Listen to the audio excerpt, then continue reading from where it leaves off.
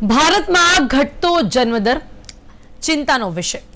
નમસ્કાર, હું છું પીનલ, સ્વાગત છે આપનું કરંટ ટોપિકમાં। આજે વાત કરી રહ્યા છે ભારત દેશમાં જે પ્રજનન દરમાં ઘટાડો થઈ રહ્યો છે તે ખરેખર ખૂબ જ ચિંતાનો વિષય છે, જેને એલોન મસ્કે પણ ખૂબ જ ચિંતાકારક વિષય ગણાવ્યું છે। ભારતમાં જન્મદર પ્રથમવાર સૌથી નીચા સ્તરે જોવા મળી રહ્યું છે। જે આંકડાઓ આપણી સામે આવી રહ્યા છે એના વિશે પણ વાત કરી લઈએ કે છેલ્લા 10 વર્ષમાં ભારતમાં વસ્તી વધારો રિપ્લેસમેન્ટ રેટથી ખૂબ જ નીચે જતો રહ્યો છે। એની સાથે સાથે જે આંકડાઓ આપણી સામે આવી રહ્યા છે એ છે ભારતનો કુલ પ્રજનન દર 2.3 થી ઘટીને 1.9 પર આવી ગયો છે। ભારતના રાષ્ટ્રીય પ્રજનન દરમાં વિતેલા દાયકામાં 17.4% ઘટાડો થયો છે। ગુજરાતના ગ્રામીણમાં પ્રજનન દર 1.9% અને શહેરી વિસ્તારમાં 1.5% જોવા મળી રહ્યું છે। તો ભારતની વસ્તીની સંખ્યા આ ઝડપથી જે ઘટતી જોવા મળી રહી છે તે શું સૂચવે છે, અને તેની સાથે જો આપણે બીજી બધી રીતે પણ વાત કરીએ તો ક્યાંક ને ક્યાંક ભારત દેશમાં હવે લોકોની માનસિકતા બદલાઈ છે, તેના કારણે પણ ક્યાંક આ ઘટાડો જોવા મળી રહ્યો છે। બીજી પણ એક વાત કરીએ તો પુરુષ હોય કે મહિલા હોય, બધાની જીવનશૈલી પણ બદલાઈ છે। જીવનશૈલી બદલાવાના કારણે પણ ઘણી બીમારીઓના કારણે પણ ક્યાંક આ જોવા મળી રહ્યું છે। ખાસ કરીને આજનું આહાર બદલાયું છે, આજની લાઈફસ્ટાઈલ બદલાઈ છે, શું તેની અસર જોવા મળી રહી છે? ક્યાંક માનસિકતાની અસર જોવા મળી રહી છે। એની સાથે સાથે ભારત દેશનું પ્રજનન દર ઘટવાના કારણે આપણે કેવા પ્રકારના પરિણામો આગળ જોઈ શકીએ છીએ, તમામ મુદ્દાઓ પર વાત કરીશું। જેની માટે મારી સાથે જોડાયા છે ડોક્ટર ભવદીપ ગણાત્રા, જેઓ આયુર્વેદ કન્સલ્ટન્ટ છે, અને સાથે જ આપણી સાથે જોડાઈ ગયા છે ડોક્ટર વંદના અમીન, જેઓ એમડી ગાયનેક છે। આ બંનેનું સ્વાગત છે, welcome to the show. Thank you. સૌથી પહેલા વાત કરીએ ડોક્ટર ભવદીપ આપની સાથે કે સૌથી પહેલા તો આપને શું લાગે છે કે આ જે રીતે ભારતમાં જન્મદર પ્રથમવાર સૌથી નીચા સ્તરે પહોંચી ગયો છે તેના જનરલ શું કારણ હોઈ શકે છે? જેમ કે મેં અગાઉ સ્ટાર્ટિંગમાં જે 2-3 કારણની વાત કરી, પણ આપણે જીવનશૈલીની સાથે સાથે આહારની સાથે સાથે શું કહી શકીએ છીએ કે બીજા માનસિકતાના પણ ઘણા કારણો છે કે જેના કારણે આ જે પ્રજનન દર છે તેમાં ઘટાડો જોવા મળી રહ્યો છે? ચોક્કસ પિનલબેન, આંકડા આવ્યા છે એટલે આંકડાના આધારે આપણે ચર્ચા તો કરવી પડશે, કારણ કે આંકડા એ સત્યને પ્રકાશિત કરતા હોય છે, પ્રતિબિંબિત કરતા હોય છે। આપણી ભારતીય પરંપરા પ્રમાણે વિવાહ સંસ્કાર થાય એટલે છોકરો અને છોકરી જ્યારે પતિ અને પત્નીની ભૂમિકામાં આવે પછી એમના માટે ફેમિલીને આગળ કન્ટિન્યુ કરવું એની આતુરતાથી પહેલા આખું પરિવાર રાહ જોતો અને દંપતી પણ રાહ જોતું કે ક્યારે ગુડ ન્યૂઝ મળે છે। હવે એમાં એક નવું એક્સ ફેક્ટર ઉમેરાયું છે, અને આધુનિક સમયના કારણે દરેક વ્યક્તિએ પોતપોતાના એક એક્સપેક્ટેશનના ફોર્મેટ ગોઠવ્યા છે વિનલબેન, કે આટલું જ્યાં સુધી મંથલી ઇન્કમ સેટ ના થઈ જાય ત્યાં સુધી એક તો લગ્ન ના કરવા, અને એના પછી પણ કે ભાઈ 2 જણનું, એટલે હવે સમાજની અંદર ગણિત આવી ગયું કે આટલી ઇન્કમ હોય પછી લગ્ન કરવા તો 2 જણનું ગાડું ચાલે, પછી આટલું સેવિંગ થઈ જાય તો બાળક લાવવું તો પછી એ આખું વ્યવસ્થાઓ બધી સરસ ચાલે, કારણ કે 1.5-2 લાખ રૂપિયાનું એડમિશન લેવાનું હોય એની બીકમાં ને બીકમાં હોર્મોન્સ બિચારા હાંફી જતા હોય છે। એટલે સામાજિક સ્થિતિની અંદર પહેલા જ્યારે સમાજ પરંપરાને ચલાવતો હતો, હવે એમાં ગણિત અર્થ આવ્યું, એટલે અર્થ આવવાના કારણે આ બધા અનર્થ જેવા આંકડાઓ આપણને જોવા મળે છે। પણ બિલકુલ આ મુદ્દો એવો છે કે જેને આપણે એનું સંબોધન તો કરવું પડે, અને સમાજને આ ચર્ચામાં મૂકીએ। આપણે કોઈને આહ્વાન કરી શકીએ એવી સ્થિતિમાં નથી કે આમાં મોડું ના થવું જોઈએ, પણ આ ચર્ચામાં લઈએ તો આખા સમાજને એ વિશે ખબર પડશે કે જો આમાં ગરબડ થઈ તો એના દુષ્પરિણામો બધાય ભોગવવાના આવશે। એટલે આ કદાચ જોવા પણ મળતા હોય છે, પણ આપણે જોઈએ છે કે મોડું થાય છે એ અલગ વાત છે, પણ અહીંયા ન કરવાની પણ વાત જોવા મળી રહી છે। ડોક્ટર વંદના આપની સાથે છે। ડોક્ટર વંદના, મારો અવાજ આપને આવી રહ્યો છે? ડોક્ટર વંદના, મારો અવાજ આપને આવી રહ્યો છે? ડોક્ટર વંદના, મારો અવાજ આપને આવી રહ્યો છે? હા જી, હેલો હેલો ડોક્ટર જી, ડોક્ટર વંદના, આપનો વિડીયો ઓન કરજો, આપણે આપની સાથે ચર્ચાની શરૂઆત કરીશું। હા જી, મારો અવાજ સંભળાઈ રહ્યો છે? ડોક્ટર વંદના, આપનો વિડીયો ઓફ છે। હા, યસ, વિડિયો આપનો ઓન અવાજ કરીએ। આવી રહ્યો છે પણ આપનો વિડીયો ઓફ। જી પ્લીઝ। હા, સ્ટાર્ટ માય વિડિયો। ઓકે, તો આપણે વાત કરી રહ્યા છે આજે કે ઘટતો જન્મદર જે છે, વધતી ચિંતા તેના કારણે જોવા મળી રહી છે। ડોક્ટર વંદના છે, તેમની પાસે ઘણા બધા પેશન્ટ્સ આવતા હશે, ઘણા બધા કપલ્સ આવતા હશે જેમના કારણે આપણને ઘણી તકલીફ થતી હશે. જી ડોક્ટર વંદના, શું કહેશો? આપને પણ લાગે છે કે જે ઘટતો જન્મદર છે તેનું કારણ ક્યાંક આજના કપલ્સની માનસિકતા પણ છે? આપની પાસે તો ઘણા લોકો આવતા હશે કે જે મોડા પણ આવતા હશે, તો ઘણા લોકો એવી રીતે પણ આવતા હશે કે જેમને રાઈટ. કરવું જ નહીં હોય. હા. અ, જી ડોક્ટર વંદના. અત્યારે બધો સ્ટ્રેસનો જમાનો છે, બધાને ભણવું છે, બધાને ઇફેક્ટ લાવવી, બધાને પોતાના સેટિંગ્સ વધારે કરવા છે, કાર અને ઘર એ પ્રાયોરિટી થઈ ગઈ છે. અને અ, એટલે એના લીધે ભણતર, એના ભણતર, જોબ અને એના લીધે જે પ્લાનિંગ કરવાનો ટાઈમ છે એ બધાનો ડિલે થઈ રહ્યો છે. એના લીધે બી વધતી જતી ઉંમર ને લીધે પણ ફર્ટિલિટી પોટેન્શિયલ બધાનો ઓછો થઈ રહ્યો છે. એની સાથે સ્ટ્રેસ જોડાયેલો છે, જી પોલિસિસ્ટિક ડોક્ટર વંદના, ઓવેરિયન. ડોક્ટર વંદના, હું આપની પાસે ફરી આવું છું. આપના ટેકનિકલ ઇશ્યુના કારણે કોઈક ફિલ્ટર ઓન થઈ ગયું છે. અમારી ટીમ આપને અહીંયાથી કોન્ટેક્ટ કરશે. ત્યાં સુધી હું બીજા ગેસ્ટની સાથે આ ચર્ચાને આગળ વધારું છું. આપ ફરી એક વખત આપની સાથે કનેક્ટ કરીશ. ઓકે ડોક્ટર ભવદીપ, આપણે આ ચર્ચાને આગળ વધારીએ. હવે વાત ફર્ટિલિટીની આવી રહી છે. જો કે આ એક ગાયનેકોલોજિસ્ટનો વિષય છે, પણ આપણે વાત જ્યારે આની કરીએ કે આ ફર્ટિલિટીનો જે ઇશ્યુ આવતો હોય છે તેના કારણો શું હોય છે આજના સમયમાં, આજની લાઈફસ્ટાઈલ, આજનું ભોજન, આજનું આહાર, ક્યાંક એ બધું પણ બહુ જ મોટું પરિબળ છે. બિલકુલ. એટલે આપણા આયુર્વેદમાં બહુ જ સ્પષ્ટ કીધું છે, પુરુષ બીજ અને સ્ત્રી બીજ. એટલે પુરુષ 18-20 વર્ષ અને સ્ત્રી 18-20 વર્ષની ઉંમરે પહોંચે એટલે એમાં પુરુષ બીજ અને સ્ત્રી બીજ પરિપક્વ થઈ ગયા હોય છે. એટલે એ પ્રજનન દ્વારા સંતતિ ઉત્પત્તિ માટે તૈયાર હોય છે. આ સમય જે છે ને એ બહુ જ ઓછા લોકો સેન્સ કરે છે. હવે 24 કલાકની ઇફેક્ટ જેમ તમારી ઇમ્યુનિટી ઉપર પડે, જેમ તમારી સ્કિન ઉપર પડે, જેમ તમારી ઇન્ટેલિજન્સ ઉપર પડે, એમ તમારી ફર્ટિલિટી પોટેન્શિયલ ઉપર પણ 24 કલાકની અસર થતી હોય છે. એટલે સૂર્યચંદ્ર વાયુની ઇફેક્ટથી જેમ ખેતરમાં યોગ્ય સમયે વાવેલું બીજ અંકુરિત થઈને એમાં ફળ આવે, એમ સ્ત્રીના માસિક ચક્રમાં યોગ્ય સમયે ત્યાં સ્થાપિત થયેલું બીજ એ ગર્ભમાં પરિણમે અને બાળકનો જન્મ થાય. આ આટલી સરળ વાત આયુર્વેદમાં બહુ જ સ્પષ્ટ રીતે બતાવેલી છે. હવે યોગ્ય ઋતુ એટલે કે માસિક સ્ત્રાવ, માસિક આવવાની દીકરીઓને જ્યારથી શરૂઆત થતી હોય છે ત્યારથી લાઈફસ્ટાઈલની ઇમ્પેક્ટ એના આખા રિપ્રોડક્ટિવ સિસ્ટમ પર પડતી હોય છે. બે સાદી વાતો હવે આમાં આપણે સમાજની એ રીતે પણ સમજવું પડશે કે મોટા યુનિવર્સિટીના PhDના રિસર્ચ પછી કોઈક તારણ આવે તો એને લોકો ગંભીરતાથી લે છે. એટલે આપણે એને અંગ્રેજીમાં કહીએ અને રિસર્ચના આધારે કહીએ તો લોકો એને ગંભીરતાથી લે છે. તો એવા બધા જ ગંભીર રિસર્ચોએ હરીફરીને છેવટે સાદી વાત એવી કરી કે રાત્રે સમયસર સૂઈ જવું. અને આ વાતને જ્યારે અંગ્રેજીમાં સર્કેડિયન રિધમ તરીકે કીધું તો એને નોબેલ પુરસ્કાર મળ્યો. અને પછી ઘરમાં બધા વાતો કરવા માંડ્યા, રાત્રે સૂઈ જવાથી ઇમ્યુનિટી સારી રહે છે, ઇમ્યુનિટી સારી રહે છે અને ફર્ટિલિટીની પણ પોસિબિલિટી વધી જાય છે. તો રાત્રે વહેલા જે સૂવે વહેલા જાગે વીર, બળ, બુદ્ધિ અને ધન વધે, સુખમાં રહે શરીર, શરીર સુખમાં રહે તો પુરુષ બીજ સ્ત્રી બીજ યોગ્ય બને અને લગ્ન પછી યોગ્ય શારીરિક સમાગમથી ગર્ભની સ્થાપના અને બાળકનો જન્મ આ સરળતાથી થતી ઘટના છે. બહુ જ સામાન્ય વાત છે, માત્ર જલ્દી સુવાની વાત છે. હા, અને આ વસ્તુ ક્યારથી, જ્યારથી બાળકો યુવા અવસ્થામાં પ્રવેશે છે, જ્યારથી એમના હોર્મોન્સ એક્ટિવ થાય છે, ત્યારથી થયેલા ઉજાગરા પ્લાનિંગ સુધીમાં અંદરની સિસ્ટમને એટલી બધી બગાડી નાખતા હોય છે. અને પછી હવે રાત્રે જ એક વસ્તુ નક્કી કરીએ કે ભાઈ ઓકે, કાલથી અમે એક્ટિવ એફર્ટ ચાલુ કર્યા, જેને અમે જ્યારે ઇન્ફર્ટિલિટીના કેસમાં હિસ્ટ્રીમાં મેન્શન કરીએ કે એક્ટિવ મેરેજ લાઈફ. લગ્ન તો થઈ ગયા હતા 5 વર્ષથી, પણ પછી તમે પ્રયત્ન ક્યારથી ચાલુ કર્યા? દેટ એક્ટિવ મેરેજ લાઈફ કે અમે 2 મહિનાથી પ્રયત્ન ચાલુ કર્યા છે.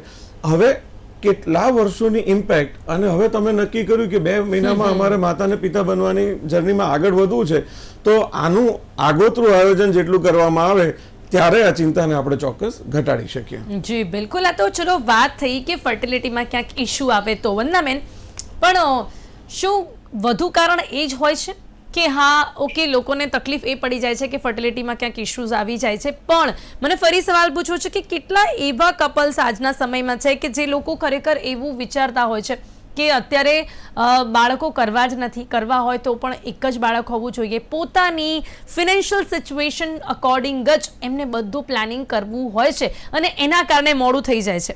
કેટલા એવા કપલ્સ આપની પાસે આવતા હોય છે? ઘણા બધા કપલ છે. જી પહેલા તો આપણે હમ અ, પહેલા આપણે એવું થતું હતું કે હવેના લોકો બસ એક બાળકમાં જ સંતોષ માને છે, બીજું એનું સિબલિંગ લાવતા નથી, ભાઈ બહેનના સપોર્ટ વગર બાળકો ઉછેરશે. હવે તો એનાથી બી આગળ વિચારવાનું કે આટલા ફાઇનાન્શિયલ બધા અને હશ હશ વાળી લાઈફમાં અ, જે યંગ કપલ્સ છે એ ઘણીવાર પોતાના જ લાઈફ સ્ટાન્ડર્ડ ને જે સેટ કરેલા છે એમાં ઇવન એક બાળકનો સમાવેશ કરવા માટે પણ પોતાને અનકમ્ફર્ટેબલ અથવા એલિજિબલ નથી ગણતા અને દે અવોઇડ પ્રેગ્નન્સી. કેટલાય કપલ છે કે જે લોકો હમણાં એક બાળક માટે પણ રાજી નથી હોતા. જોવા જઈએ તો એના ઘણા બધા કારણો છે કે એક સ્ટાન્ડર્ડ લેવલ સેટ કરેલું હોય તો એક નાના બાળકને સ્કૂલ એડમિશન, એના ખાલી નર્સરીના ખર્ચા એ પણ બેઉ મા બાપ કમાતા હોય ને તો બી કરવા ઘણીવાર મા બાપને અઘરું લાગતું હોય છે. આ બધા ઘણા કારણોસર ઘણા કપલ હમ એ પહેલું બાળક લાવવામાં જ વિચાર કરે છે, એટલે બીજા બાળક એમાં જ બધા એડજસ્ટમેન્ટ શોધે છે, તો બીજા બાળક માટે તો ઘણી દૂરની વાત થઈ જાય એમના માટે, એવી વાત છે. જી બિલકુલ, એટલે આજના સમયમાં બે બાળકો એટલે વાત લાગે છે. ડૉક્ટર ઉદ્યોગ પહેલાના સમયમાં એવું નહોતું જોવા મળતું. આપણે એવું જોઈએ કે પેરેન્ટ્સ, અમારા પેરેન્ટ્સ, દાદા દાદી, એ દાદા દાદી હોય એટલે અમારા જે ચાચુ એટલે કાકા, એ બધા 4 4 5 5 6 6 ભાઈ બહેનો છે. અને હવે અમે લોકો 2 2 3 અને હવે આગળ ઓનલી 1. આ બધું ચેન્જ ક્યાંક મોંઘવારીના કારણે જ થઈ રહ્યું છે, આપને એવું લાગે છે? ના, મોંઘવારી એ બહુ જ ગંભીર કારણ છે, પણ એક માત્ર કારણ નથી. અને આજે આપણે 2026માં વાત કરીએ છીએ પિનલબેન, આપણા ભારતમાં અનેક ભારત જીવે છે. એક મોટી કન્સ્ટ્રક્શન સાઇટ તમે લો કે જ્યાં 300 400 ફ્લેટ બની રહ્યા છે. હવે એ ફ્લેટ બનાવતી વખતે મશીનો તો ઘણા બધા આવ્યા, પણ શ્રમિકોની જરૂર આજે પણ પડે છે. શ્રમિકોને ત્યાં જોવો ને તો ત્યાં આગળ 3 4 પારણા તો બંધાયેલા હોય જ છે. હા, એક્ઝેક્ટલી. એ લોકોના ત્યાં તો એવું હોય જ છે. એ લોકો નથી વિચારતા એમને ક્યાં એટલી બધી ફિનાન્શિયલ સિચ્યુએશન સ્ટ્રોંગ હશે. એ લોકો જીવન તત્વ સાથે જોડાયેલા છે. હાથ અને પગનો ઉપયોગ શારીરિક શ્રમ કરવા માટે હોય છે, એ વાત એ લોકોએ સ્વીકારી લીધી છે. ભૂખ લાગે ત્યારે તાજો બનાવેલો ગરમ રોટલો ને થોડુંક ગોળ ને થોડુંક અથાણું કે મરચાં કે ડુંગળી ખાઈ લેવાના, અને પરસેવો થાય એટલો શ્રમ કરવાનો, અને લગ્ન થયા એટલે બાળક થવું જ જોઈએ. અને એમને કોઈ એવું કુપોષણ નથી નડતું, કારણ કે એ લોકો શ્રમ કરે છે. બીજું, જમવાના સમય એમના નક્કી જ હોય. સાંજે 6 વાગે કન્સ્ટ્રક્શન પૂરી થાય એટલે 7 વાગે એ લોકોએ જમી લીધું હોય ને 9 વાગે એ લોકો સૂઈ ગયા હોય અને સવાર પડતા સુધીમાં ઉઠી ગયા હોય. એમની ઊંઘ પૂરતી સચવાયેલી છે, શ્રમ પૂરતો કરે છે, અને બાળક ન જોઈએ આવા કોઈ વિચાર નથી કરતા. એટલે એમનું શરીર, મન અને હોર્મોન્સ આજે 2026માં પણ જે વાતાવરણમાં, એટલે આપણે એને પોલ્યુશન ગણો કે એના ડાયટના કન્સર્ન ગણો, બહુ જ અંડર ન્યુટ્રિશનલ, અંડર ફાઇનાન્શિયલ કન્ડિશનમાં હોવા છતાં પ્રજનન ક્ષમતામાં કોઈ ઘટાડો થયો નથી, એ આપણને નજર સામે દેખાય છે. કારણ કે એમણે ઉજાગરા નથી કર્યા, કારણ કે એમણે આળસ નથી કરી, કારણ કે એ લોકો એસીમાં નથી રહ્યા, અને એ લોકોના ખર્ચા એમને ફિક્સ જ છે કે જેટલી આવક હશે, કોઈ દેખાડો નથી કરવાનો, બહાર ક્યાંય નથી જવાનું. અગેન, અને જેટલી આવક હશે એમાંથી 5 હશે તો 5 ને 6 હશે તો 6. આવક હશે એ પ્રમાણે 6 જણ વચ્ચે ખર્ચો વહેંચી લઈશું. આને સમજણ કહેવાય. અને સમજણ છે ત્યાં ઇન્ફર્ટિલિટીની કોઈ ચિંતા નથી હોતી, પણ જ્યાં બુદ્ધિ સમજણને વટીને આગળ જતી રહે છે ત્યાં ચોક્કસ આ બધી સમસ્યાઓ જોવા મળે એમાં તો છે. એ લોકોમાં પણ જે ફિમેલ્સ હોય છે વર્કિંગ હોય છે ને, એવું જ કહેવાય. એ લોકો બંને સાથે મળીને જ કામ કરતા, દે આર ઓલ્સો વર્કિંગ. એવું નથી કે એ લોકો ઘરમાં જ છે. એક્ઝેક્ટલી. શિવ અને શક્તિ એકબીજા સાથે હંમેશા જોડાયેલા હોય છે, અને એ કાર્યરત રહેવું, કે જેનું જે કામ છે એ કર્તવ્યપરાયણ રહેવું, એ એનો ધર્મ છે, એની ડ્યુટી છે, એના પ્રત્યે એંગેજ રહેવું, જે કરે છે એમાં એક્સેલન્સ કેવી રીતે લાવવું, મીઠો થાક લાગવો જોઈએ, મીઠી ભૂખ લાગવી જોઈએ, મીઠી ઊંઘ Exactly. આવવી એટલે જોઈએ. ક્યાંક આ વિચારધારા જો બધામાં હોય તો કદાચ આ રીતની લાઈફ આગળ વધી શકે. ડૉક્ટર વંદના, હવે જે મહિલાઓમાં થતી સમસ્યાઓ કે જેના વિશે ઘણીવાર ચર્ચા તો થાય જ છે, પીસીઓડી, પીસીઓએસ, આ પ્રકારની જે સમસ્યાઓ વધતી જોવા મળી રહી છે, એના કારણે પણ આ પ્રજનન દર ઘટી રહ્યો છે. કેટલી એવી મહિલાઓ છે કે જે કદાચ ઈચ્છીને પણ બાળક ન લાવી શકે. હું કહીશ કે ન માત્ર મહિલાઓ, પણ પુરુષોમાં પણ આવી સમસ્યાઓ વધતી જોવા મળી રહી છે. ડેફિનેટલી. અત્યારે જે વાતાવરણમાં, જે પર્યાવરણમાં ચેન્જીસ આવ્યા છે, તેના લીધે એન્ડોક્રાઇન ડિસરપ્ટિંગ ફેક્ટર્સ કહેવાય.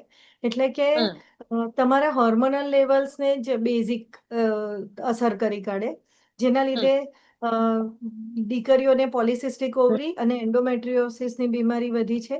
જેવી રીતે જેમ કે અમારી ઉંમરના લોકોને ડાયાબિટીસ વહેલી ઉંમરે આવી જાય છે, તેવી રીતે નાની દીકરીઓને પોલિસિસ્ટિક ઓવરી અને એન્ડોમેટ્રિયોસિસના રોગો વધ્યા છે. એન્ડોક્રાઇન ડિસરપ્ટિંગ ફેક્ટર્સ કોને કહેવાય?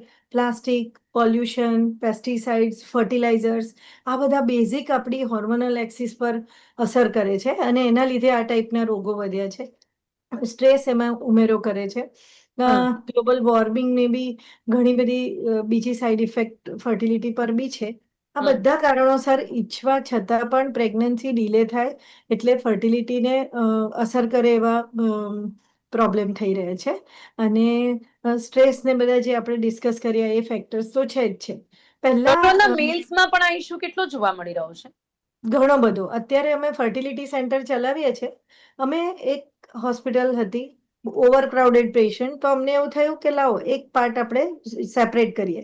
તો અમે સ્ટેટિસ્ટિક જોયું ને, તો લાસ્ટ 10 વર્ષના સ્ટેટિસ્ટિકમાં 40% પેશન્ટ અમારા ફર્ટિલિટીના હતા. તો અમે યુનિટ આખું ફર્ટિલિટીનું જુદું કર્યું. હવે ફર્ટિલિટીનું યુનિટ ચાલુ કર્યું તો અમને સરપ્રાઇઝિંગલી અમારા અત્યારે 60% પેશન્ટમાં મેલ ઇન્ફર્ટિલિટી છે. પ્યોર મેલ ઇન્ફર્ટિલિટી અથવા કોન્ટ્રીબ્યુશન મેલ ઇન્ફર્ટિલિટીનું બી. એટલે મેલ ઇન્ફર્ટિલિટીનો વધારે કેમ આવી રહ્યું છે? એક ઇલેક્ટ્રોનિક ગેજેટ્સ અને સ્ટ્રેસ, આઈટી રિલેટેડ જે ફિલ્ડ છે જેમાં ટાર્ગેટ્સ બહુ છે, એ બોયઝને તો બહુ જ વધારે પ્રોબ્લેમ દેખાઈ રહ્યા છે. જે સ્ટ્રેસ ઇન્ડ્યુસ છે, ઇરેટિક વર્કિંગ અવર્સ છે, એ લોકોને વધારે આવે છે. બીજું નાની એજ પર મેલને ડાયાબિટીસ બી વધારે આવી રહ્યું છે, એ પણ કોન્ટ્રીબ્યુટિંગ ફેક્ટર છે. ડાયાબિટીસ, થાઇરોઇડ એ બધા કોન્ટ્રીબ્યુટિંગ ફેક્ટર છે. સ્ટ્રેસ, લાઇફસ્ટાઇલ, સ્લીપ પેટર્ન્સ બદલાયા છે, તે ડાયટ બહુ બદલાયો છે, પ્રોપર ડાયટ નથી. કેટલા બધા લોકો આઉટસાઇડ ફૂડ પોતાના ટિફિન નથી લઈ જતા, વર્ક પ્લેસ પર જમે છે. આ બધા જ કોન્ટ્રીબ્યુટિંગ ફેક્ટર છે. જી જી જી ડૉક્ટર હજી હમણાં ડૉક્ટર વંદનાએ જે મહત્વની બાકીમાં આપણે જે એક મુદ્દો સ્ટ્રેસની લઈએ કે આજે ઓવરલોડ વર્ક રહેવું, સ્ટ્રેસ રહેવું, પરિવારમાં ઝઘડાઓ થવા, આ બધાની માનસિક અસર જે થતી હોય છે એ પણ એક મહત્વનું કારણ છે. અને ડૉક્ટર વંદનાએ જે વાત કરી કે મેલ્સમાં આ જે સમસ્યા વધતી જોવા મળી રહી છે ને એમાં એક ઇમ્પોર્ટન્ટ ફેક્ટરની વાત કરી, ઇલેક્ટ્રોનિક ગેજેટ્સ. આ પણ મેં ઘણીવાર સાંભળ્યું છે કે ઇઝ ઇટ ટ્રુ કે એની અસર પણ જોવા મળતી હોય છે? અને બીજું પિનલબેન, substance abuse, smoking, alcohol, drugs, એ બધું પણ મેજર કોન્ટ્રીબ્યુશન છે. એટલે અને obesity. Okay, yes yes yes, જી. ઇફેક્ટ ગેજેટની પણ છે. હવે આપણે બંને બાબતો ઉપર સમાંતર ચર્ચા એવી રીતે કરીએ કે કયા કારણો છે, પણ એ કારણના મારણ પણ શું હોવા જોઈએ. કારણ કે તાળું તો છે, પણ એ તાળાની ચાવીની પણ આપણે સાથે સાથે ચર્ચા કરીશું. એક નાનકડી પ્રથા જે હંમેશા પરિવારોમાં રહેતી, માથામાં તેલ નાખવાનું. નાનપણથી એ દીકરો હોય કે દીકરી, માથામાં તેલ નાખવાનું. હવે માથામાં તેલ નાખવાથી વિચારો ઉપર દરેક માણસનું પોતાનું કંટ્રોલ એસ્ટાબ્લિશ થાય છે. ઓકે. એનો ગુસ્સો કંટ્રોલમાં આવે છે અને એનું કોન્સન્ટ્રેશન પાવર વધવાની સાથે એની ઊંઘ સારી થાય છે. માથામાં તેલની માલિશની પ્રોસેસ એ પાચન તંત્ર અને એન્ડોક્રાઇન સિસ્ટમ, હોર્મોન્સ, એની ઉપર પણ સુપર ઇફેક્ટિવ જોવા મળે છે. જો વાળ છે ને આપણા શરીરનું ડેડ ઓર્ગન છે, એને તમે કાપી શકો, વાળી શકો, એને ગરમ ચીપી અડાડી શકો, એને રંગ કરી શકો, એમાં કોઈ સેન્સરી રિસેપ્ટર્સ નથી. છતાં માથામાં તેલની માલિશ એ શેના માટે કરવામાં આવતી કે એ વિચારોની અસર આપણી હાઇપોથેલેમસ ગ્લેન્ડ ઉપર કેવી રીતે પડે છે અને એની ઇફેક્ટ આખા બોડીના હોર્મોન્સ ઉપર કેવી રીતે થાય છે, એ વાત ત્યાં સુધી જોડાયેલી છે. એટલે લાઈફનું ફોકસ લાઈફ ઉપર રાખવામાં માથામાં તેલની માલિશની પ્રેક્ટિસ ફર્ટિલિટીને શરૂઆતથી જ ફેવરેબલ રાખવી હોય તો આ પ્રેક્ટિસને પાછી એસ્ટાબ્લિશ કરવી જોઈએ. જરૂરી નથી કે તમે આખો દિવસ તેલ માથામાં નાખેલું રાખો, પણ એટલીસ્ટ રાત્રે નાખીને સવારે વોશ કરવું કે સાંજે નાખીને રાત્રે વોશ કરવું, આટલું તો કરવું જોઈએ.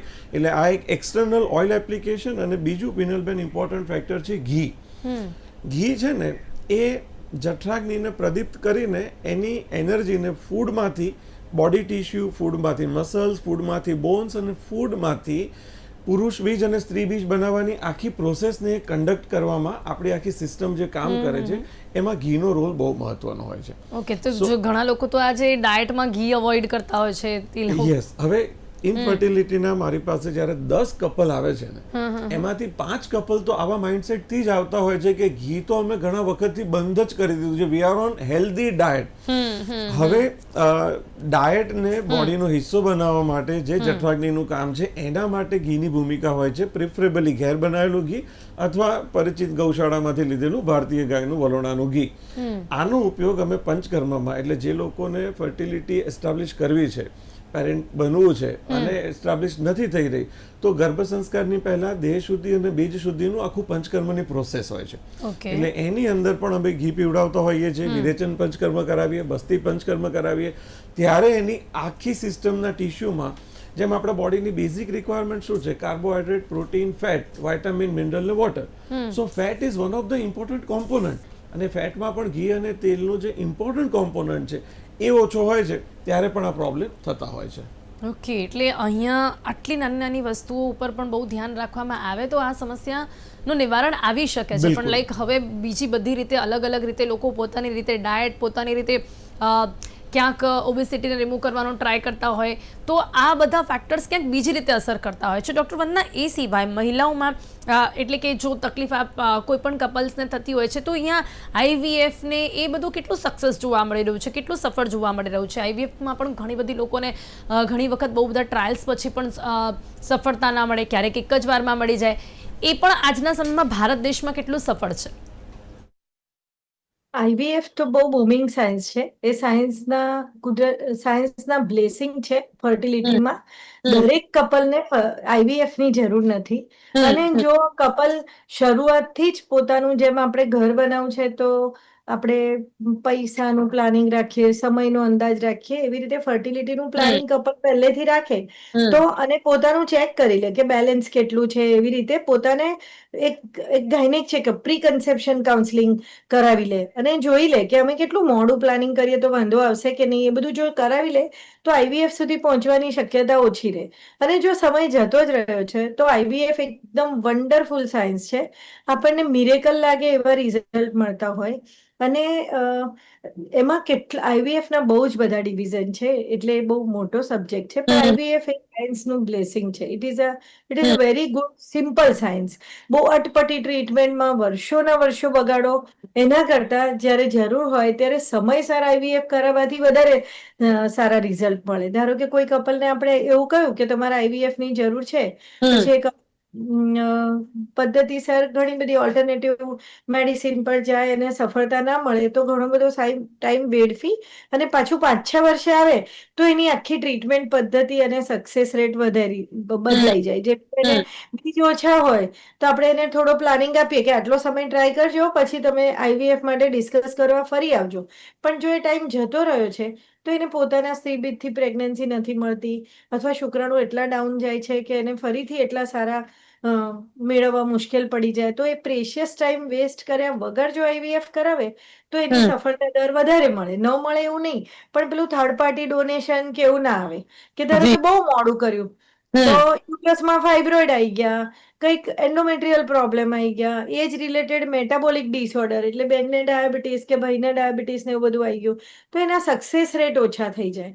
એટલે આઈવીએફ કોને કરવું જોઈએ, ક્યારે કરવું જોઈએ, કઈ પદ્ધતિથી કરવું જોઈએ, કોઈ થર્ડ પાર્ટી ડોનેશન આવે છે કે નહીં, એ બધું જાણી લે તો આઈવીએફ એ બહુ સારું સાયન્સ છે. બિલકુલ. અને એક રીતની પદ્ધતિ છે કે જેનાથી આ પ્રજનન દર હજી વધે છે. જો ક્યાંક લોકો અમુક સમસ્યાના કારણ કરી શકતા હોય તો આઈવીએફ એ લોકોને કામ લાગતું હોય છે. હવે સમય ઓછો છે આપણી પાસે, પણ અંતમાં ડૉક્ટર મધુર, એક સિમ્પલ લાઈફસ્ટાઈલ શું હોવી જોઈએ જેથી કરીને કપલ્સ, કોઈ પણ મેલ ફિમેલ હેલ્ધી રહી શકે, સમયસર બાળક લાવી શકે? કારણ કે ક્યાંક ને ક્યાંક ભારત દેશમાં આ જે પ્રજનન દર ઘટતું જોવા મળી રહ્યું છે ને, એ ઘણી બધી રીતે પણ ચિંતાનો વિષય છે. We all knows. તો શું કહેશો, શું લાઈફસ્ટાઈલ હોવી જોઈએ? બિલકુલ. લગ્ન થવાના હોય ને ત્યારથી આયોજન થતું હોય છે, પ્રી વેડિંગ શૂટ ક્યાં થશે, કેટરિંગ કેવું હશે, ડેકોરેશન કેવું હશે, તો એ જ વખતે તમે સાથે ને સાથે એક આયુર્વેદિક ડોક્ટરને ફેમિલી વૈદ તરીકે એસ્ટાબ્લિશ કરી દો. પિત્ત પ્રકૃતિવાળાને પિત્તના કારણે ઇન્ફર્ટિલિટીના ઇસ્યુ થાય, વાયુ પ્રકૃતિવાળાને વાયુના કારણે, તો કપલની પ્રકૃતિ કેવી છે એના આધારે આપણે સજેશન એમને આપી શકીએ. બે બાબતો દરેક કપલ માટે એડવાઇઝેબલ છે, જે હું અત્યારે કહી રહ્યો છું. નાભીમાં દિવેલને 5 મિનિટ માટે આંગળીથી લગાવવું ક્લોકવાઇઝ. આ પ્રોસેસ પ્રજનન તંત્રમાં તમને બહુ જ મદદ કરશે અને ઇન જનરલ વાયુના ડિસ્ટર્બન્સથી તમારી ઇન્ફર્ટિલિટીને જો ડિસ્ટર્બન્સ થતું હશે તો ત્યાં તમને હેલ્પ કરશે. અને પરંપરાથી આપણે જ્યારે ભગવાનને શ્રીફળ ધરાવીએ છીએ અને શ્રીફળનું પાણી પીએ છીએ અને શ્રીફળને પ્રસાદ તરીકે લઈએ છીએ, એ પણ ઇન્ફર્ટિલિટીમાં ખૂબ મદદ કરે એવું દ્રવ્ય છે એ નારિયેળનું પાણી, અને એ નારિયેળ ચાવી ચાવીને લેવું. આ 2 બાબતો. અને ત્રીજી બાબત, અત્યંત પ્રસન્ન રહેવું. બોલવામાં સહેલું લાગે છે, પ્રેક્ટિકલી અઘરું છે. ગુસ્સો આવે કે બીક લાગે એ નોર્મલ વસ્તુ છે. નાની નાની વસ્તુમાં કોઈ ગાડીને સહેજ અડાડી જાય ને તો પણ લોકોને ગુસ્સો આવતો હોય છે. ગુસ્સો આવે નોર્મલ છે. કેટલી મિનિટ સુધી ગુસ્સાવાળા મૂડમાં રહેવું છે, એકબીજા પ્રત્યે કેટલો ટાઈમ અબોલા રાખવા છે, આ ટાઈમને તમે જેટલો નાનો રાખશો ને એટલું ઝડપથી માતા પિતા બનવાની દિશામાં તમે આગળ વધી શકશો. અને બધાને ખૂબ ખૂબ શુભકામનાઓ. જી જી જી. વંદનાબેન, આપની શું એડવાઇસ છે? બહુ જ સરસ વાત કરી. મારું લાઈફસ્ટાઈલ માટે એવું કહીશ કે વેટ મેનેજમેન્ટ બહુ જ ઇમ્પોર્ટન્ટ. રેગ્યુલર કસરત મૂડ એલિવેશન બી કરે, હોર્મોન્સ બેલેન્સ બી કરે, સંતુલિત આહાર, એકદમ સંતુલિત અને પૌષ્ટિક આહાર લેવો, ઊંઘ અને તણાવથી મુક્ત રહેવું, દરેક વેપિંગ, સ્મોકિંગ, આલ્કોહોલ, ડ્રગ્સ બધાથી દૂર રહેવું, કેફીન નું પ્રમાણ ઓછું હોવું જોઈએ. અને એન્વાયરમેન્ટલ ફેક્ટરમાં તમે કંટ્રોલ હોય તેવા વાતાવરણમાં રહેવાનું. અને સમયસર તમારે એક વખત પોતાની તપાસ કરવાની કે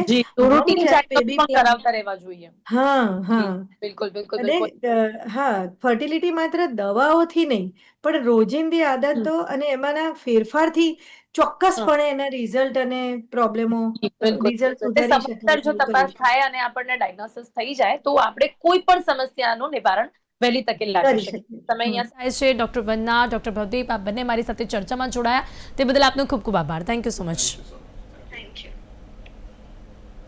તો ભારત દેશમાં ઘટતો આ જન્મદર ખરેખર ચિંતાનો વિષય છે, અને એટલા જ માટે આપણે ડૉક્ટર સાથે વાત કરવાનો પ્રયાસ કર્યો છે કે તેના કારણો શું છે. લોકોની માનસિકતાની સાથે સાથે આજની વધતી ઘણી બધી શારીરિક સમસ્યાઓ, માનસિક સમસ્યાઓ, એ બધા પણ ક્યાંક પરિબળો છે કે જેના કારણે આજે ફર્ટિલિટીમાં સમસ્યા આવે છે, તો કાં તો પીસીઓડી, પીસીઓએસ જેવી સમસ્યાઓ આવે છે, તો કાં તો ક્યાંક એક સમય ગયા પછી પેરેન્ટ્સ નથી બની શકાતું. તો આ બધામાંથી કેવી રીતે પહેલાંથી બહાર આવી શકાય છે, શું પ્લાનિંગ હોવી જોઈએ, તેના વિશે ચર્ચા કરવાનો પ્રયાસ કર્યો છે. કરંટ ટોપિકમાં અત્યારે બસ આટલું જ.